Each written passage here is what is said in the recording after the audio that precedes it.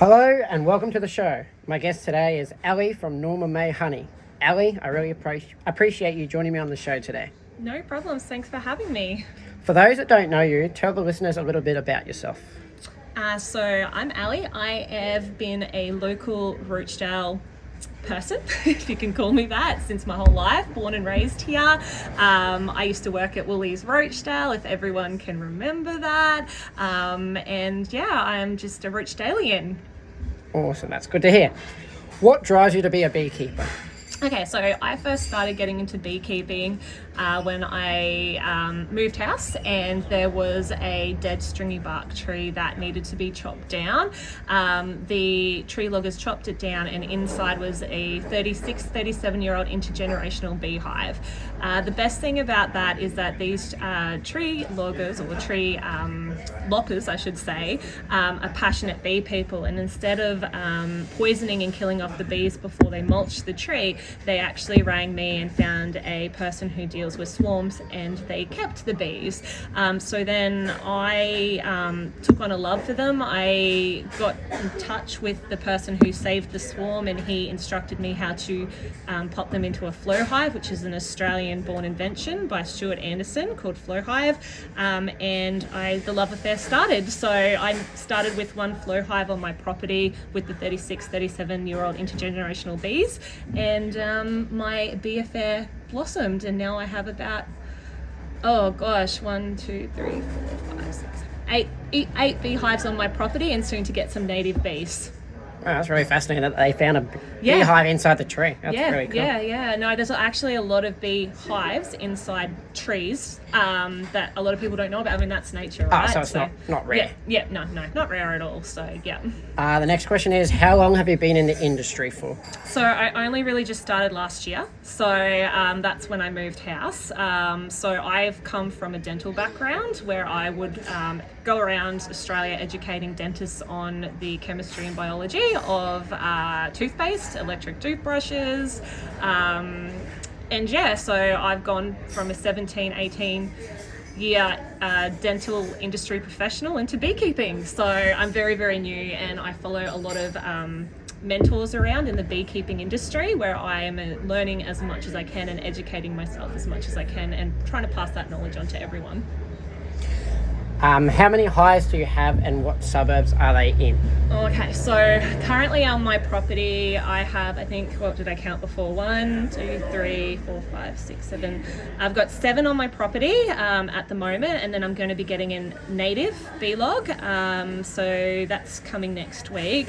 Then I have another 2 in my neighbour's yard who I work with Best Aussie Bees. So he's the one who pops them in and looks after them, and he's my mentor that I train with. Then he's got 1 on my mum's house in Rochdale, and then we've got another 2 in Daisy Hill, and then we've got Tibor, who's another of my bee mentors, and he has 18 hives in South Maclean. Right. Yeah. That's a lot. And 1 in Springwood too. Sorry. Yeah. So we've got a lot of beehives that Keith, who's my mentor, hosts in people's backyard. We're hobbyist beekeepers. We're not commercial beekeepers. So we see our bees as our little furry pets. We like to be on site with them all the time. We don't set and forget. We're with them all the time. So yeah, we're passionate beekeepers. So you can watch them grow and do their thing. Yeah, well, the best thing about that is they actually give you a lot of peace, and there's a site where the veterans or people who've been from war actually have bees on their property because it helps with their PTSD. So that's a whole other topic, but yeah, bees bring a lot of calm to people with anxiety and issues. And if there's people who are worried about stinging or stings or young kids, this is where you can get natives, because natives don't sting. They're stingless bees. There you go. That's some fascinating information. Yeah. How do you know when they are ready to be harvested? Okay, so that's how long's a piece of string. So it really depends on the area. You need to do regular checks. So in winter, what we do is we winter down the hives. So you don't really check maybe once during winter to see how they go. But as we're hobbyist beekeepers, we don't take more than we should because effectively honey is their food. So it's like a bee coming home and going, oh, I'm really hungry, looking in the pantry and there's no food. So we make sure when we put our super on that there's enough for the bees, and then there's also also enough for us to take as well. Because if you also, there's a lot of people who question us taking honey, or a lot of people who don't agree. But if you also leave it overcrowded in a hive, you can cause the bees to swarm. So it really just depends on the area, the amount, regular checks, and just how well the bees are producing in that particular area. Oh, so bees not only make honey, but they eat them themselves. Absolutely, Yeah. that's their food source. I never knew that. So there you No, that's their food source. Yep. Now, the next question might be a bit complex, but what is the average time it takes to make the honey before you can harvest it? Again, that's all dependent on the bees. So once we take out our frames, we put it through an extractor. So again, it's it's a process that needs to be done, but again, it all depends on the bees, when we can pull out the frames and then the extracting. So you can usually do it in about a day to extract the honey, etc. So that's batch it up, etc. So it depends on the keeper, I suppose. Okay. Yeah.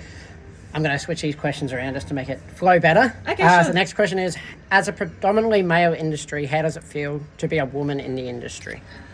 So I love it because I've been able to work alongside some other female beekeepers. There's the kookaburras, talk about nature. So it's really good because it is predominantly a male industry and there aren't a lot of females in the industry, but moving forward, predominantly a lot of females are coming into the industry, and it's great. I'm actually learning from a girl called Steph from Urban Beekeeping Co, and she's in Daisy Hill, and I'm going out the road with her to look after, she's going to show me her bees and her site tomorrow, so it's really good to connect and learn and grow with each other. So there will be more soon. Yes, That's absolutely. good to hear.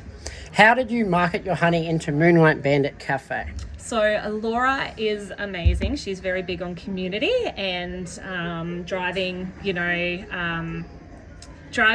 change and love in the area. So I just really got to know Laura personally, and I told her my idea. And she was really amazing in wanting to welcome me into Moonlight Bandit and driving that community feel. And what better is community? Bees travel 5 to 12 kilometers from their hive, so I can guarantee that these bees are foraging in this community. So how amazing is it that where you get your regular coffee from as a community place, you can also pick up your community honey as well. So you're saying 5 to 12 kilometres, as in the bees travel that far just to get the pollen? Forage. Yeah. Oh, Yeah. Isn't that incredible? That is incredible. Yeah. I didn't think it would be that far. No, they travel that far. So it's amazing. And that's, because they need to forage and seek the flowers for the pollen to create honey. There you go. That's awesome. Yeah. It's now time for the 3 wishes segment. Ellie, if you had 3 wishes right now, what would you wish for? I would wish for people to be more kind, especially in these days. Obviously, the first wish, you always wish for more wishes, right? So, but I don't want to be greedy. I wish that people would be more kind be more aware of surroundings and what people go through in their daily life. Second wish would be just to have no sickness. Sorry, could you say that again? My third wish would be that my watch would stop listening to everything I say. So there we go. Siri. That's awesome. Bit of comedy on the podcast. That's good. Oh my gosh. I'm sure anyone can relate where you've had some awkward conversation or having a conversation, then Siri goes and butts in, right? What's that about? There you go. There's my third wish. Siri, stop listening. The robots are slowly taking over the world. They are. It's now time for Plug Away. This is where my guests get to plug their business or themselves. Ellie, where, when, and how can people find you? So you can find me online, Facebook, Instagram, all your socials. I'm obviously at Moonlight Bandit Cafe, where you can find our cold extracted honey straight from garden to, yes, hopefully your plate. I post on socials, your community pages in regards to education. I'm predominantly love to educate. So look for me online, look for any education. I take accountability of bees. So if you're eating your honey, you can come online and see what the bees are up to. So any question, there's no question's a dumb question. Thank you for that information. Ellie, I really appreciate you joining me on the show today. Thank you very much for your time and for this fascinating chat, and I really hope my listeners have enjoyed getting to know you a little bit better. Thanks so much, everyone. Thank you very much for listening, and don't forget to like, subscribe, and share for more content. We will see you on the next audio adventure. Until then, it's goodbye for now.